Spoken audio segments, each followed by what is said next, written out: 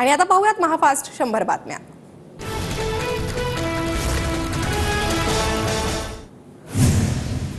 भारताच्या राजकारणात भ्रष्टाचाराचे सर्वात मोठे सरदार शरद पवार।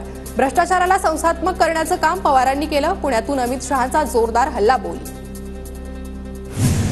अमित शहांच्या शरद पवारांवरील टीकेच्या प्रश्नावर अजितदादांकडून नो कॉमेंट्स। पवारांच्या टीकेवरील प्रश्नावर अजितदादांनी बोलणं टाळलं।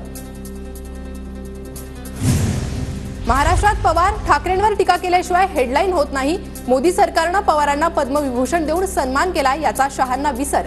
सुप्रिया सुळेंचं प्रत्युत्तर। तथ्य असल्याशिवाय अमित शहा बोलणार नाहीत। शहांनी पवारांवर केलेल्या आरोपांवर धनंजय मुंडेंची प्रतिक्रिया। गृहमंत्री असून फडणवीसांची ठोकशाहीची भाषा। फडणवीसांनी राजीनामा द्यावा। ठोकशाही काय आहे महाराष्ट्र तुम्हाला दाखवेल। फडणवीसांच्या ठोकून काढाच्या वक्तव्यावर राऊत आक्रमक। शरद पवार आज मुख्यमंत्र्यांची भेट घेणार। दुपारी 2 वाजता वर्षा बंगल्यावर भेट। आरक्षणाच्या वादासंदर्भात भेट घेणार। मराठ्यांचे प्रश्न सोडवण्यासाठी दोघांकडे वेळ नाही। आजच्या भेटीत आरक्षणावरच चर्चा होते की दंगली लावण्याबाबत होते हे माहीत नाही। आजच्या पवार शिंदेंच्या भेटीवर जरांगेंचा निशाणा। जरांगेंच्या उपोषणाचा आजचा 3रा दिवस। मराठा समाजाला ओबीसीतून आरक्षण मिळावं या मागणीवर जरांगे ठाम। सगळे सोयरेच्या अधिसूचनेची अंमलबजावणी करण्याची ही मागणी। विरोधकांचं जाऊ द्या, तुम्ही ओबीसीतून आरक्षण देणार का ते सांगा। जरांगेंचा फडणवीसांना सवाल। आजपासून लक्ष्मण हाकेंची ओबीसी आरक्षण बचाव जनआक्रोश यात्रा। जालन्यातील अंबड गावातून यात्रेला सुरुवात। यंदाचं बजेट 5 वर्षाच्या कार्यकाळाची दिशा ठरवेल। जी गॅरंटी देत आलोय ती पूर्ण करणार। संसद भवनातून पंतप्रधान मोदींचं विधान। 140 कोटी जनतेचा आपल्यावर विश्वास। पक्षासाठी नाही आता देशासाठी लढूया। सर्वपक्षीय खासदारांना मोदींचं आवाहन। मनसेकडून विधानसभा निवडणुकीची तयारी सुरू। मनसे निरीक्षक राज ठाकरेंकडे अहवाल सादर करणार। राज ठाकरे आढावा घेणार। गोपीनाथ मुंडे यांचा पुतळा बनवू नको असं धनंजय मुंडे बोलले होते। शरद पवार गटाचे प्रवक्ते नितीन देशमुखांचा आरोप। लोणावळ्यातील वॅक्स म्युझियममध्ये गोपीनाथ मुंडेंचा मेणाचा पुतळा तयार करण्यास नकार दिला होता असा दिला खुलासा। माकपचे नेते नरसय्या आडम आणि माळशिरसचे शरद पवार गटाचे उत्तम जानकर ठाकरेंच्या भेटीला मातोश्रीवर भेट घेतली। उपमुख्यमंत्री देवेंद्र फडणवीस आणि उपमुख्यमंत्री अजित पवारांचा आज वाढदिवस। राज्यभरातील कार्यकर्त्यांकडून आज विविध कार्यक्रमांचं आयोजन। नितेश राणेंकडून फडणवीसांचा हिंदू हृदय सम्राट असा उल्लेख। नितेश राणेंकडून फडणवीसांना ट्विटद्वारे वाढदिवसाच्या शुभेच्छा।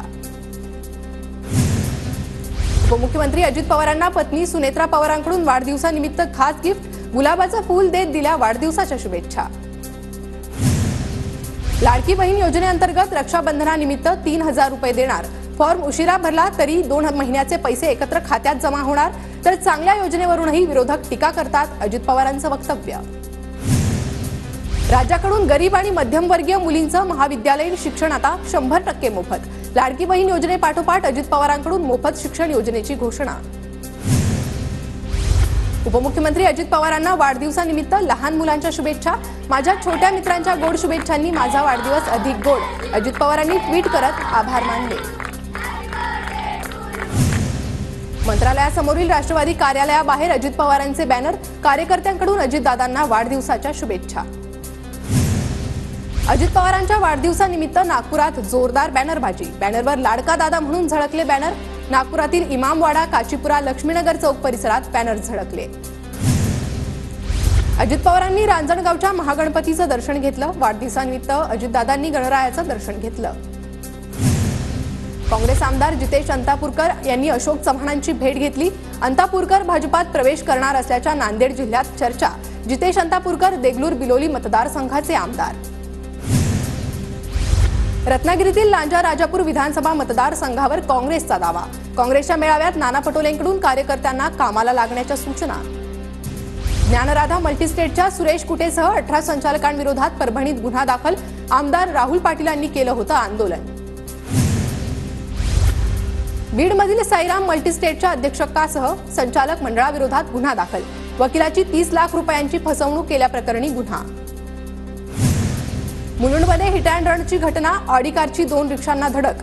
धडकेत 2 रिक्षा चालक आणि 2 प्रवासी जखमी। कार चालक फरार। पिंपरी चिंचवडमध्ये कार चालकाची महिलेला धडक देऊन चालक पसार, पोलिसात गुन्हा दाखल, चालकाचा शोध सुरू. साईनगरीत गुरुपौर्णिमा उत्सवाचा आजचा तिसरा दिवस. शिर्डीत साईबाबांची पाद्यपूजा आणि महारुद्राभिषेक पूजेचं आयोजन. साई दर्शनासाठी लाखो भाविकांची गर्दी. अहमदनगरच्या श्री क्षेत्र देवगड येथे दत्त महाराजांच्या महाआरतीला भाविकांची मोठी गर्दी. 2 लाखांहून अधिक भाविकांनी घेतलं दर्शन. कोकण, घाटमाथा आणि विदर्भात आज जोरदार पावसाचा इशारा, तर उर्वरित राज्यामध्ये हलक्या सरी कोसळतील, हवामान विभागाचा अंदाज.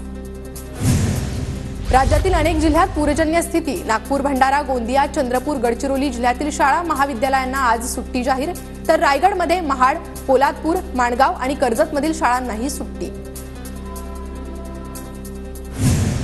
अरबी समुद्राला मोठी भरती येणार. समुद्रात 4.59 मीटर उंचीच्या लाटा उसळणार. मरीन ड्राईव्हवर फिरायला येणाऱ्या नागरिकांना सावधानतेचा इशारा. ठाण्यातील कोपरी पुलावरून जाण्यास वाहन चालकांचे हाल. पावसाचं पाणी रस्त्यावर आल्याने नागरिकांचे हाल. विरारच्या मनवेलपाडा जिल्हा परिषद शाळेच्या प्रांगणात पाणी साचलं. फुटभर पाण्यातून मार्ग काढताना चिमुकल्या विद्यार्थ्यांची तारांबळ. मुसळधार पावसामुळे नालासोपाऱ्यातील मुख्य रस्ते पाण्याखाली. तुळीण जाचोळे रोड, नगिनदास पाड्यातील सखल भागात पाणी साचलं. पाण्यातून वाट काढताना वाहन चालकांची कसरत. मुसळधार पावसामुळे वसईतील एव्हरशाईन रस्ता पाण्याखाली. पाण्यातून मार्ग काढताना वाहन चालकांची कसरत. मुंबई अहमदाबाद महामार्गाकडे जाणाऱ्या मार्गावर वाहतूक कोंडी. कोल्हापूरच्या पंचगंगा नदीनं इशारा पातळी ओलांडली. पंचगंगेची पाणी पातळी 39 फुटांवर. जिल्ह्यातील 84 बंधारे पाण्याखाली. महाराष्ट्र कर्नाटक सीमेलगत अलमट्टी धरणातून 1.5 लाख क्युसेक पाण्याचा विसर्ग. कृष्णा आणि पंचगंगा नदी इशारा पातळीवर. सांगलीच्या मणदूर गावातील फरशी पूल तुटला. पुलावरील वाहतूक बंद. चांदोली धरण परिसरात पावसाचा जोर वाढल्यानं पाण्याचा प्रवाहात वाढ. नदीकाठच्या गावांना सतर्कतेचा इशारा. साताऱ्यात संततधार पावसामुळे कृष्णा नदीच्या पाणी पातळीत वाढ. पलूस तालुक्यातील नागठाणेतील बंधारा पाण्याखाली. बंधाऱ्यावरून वाहतूक बंद.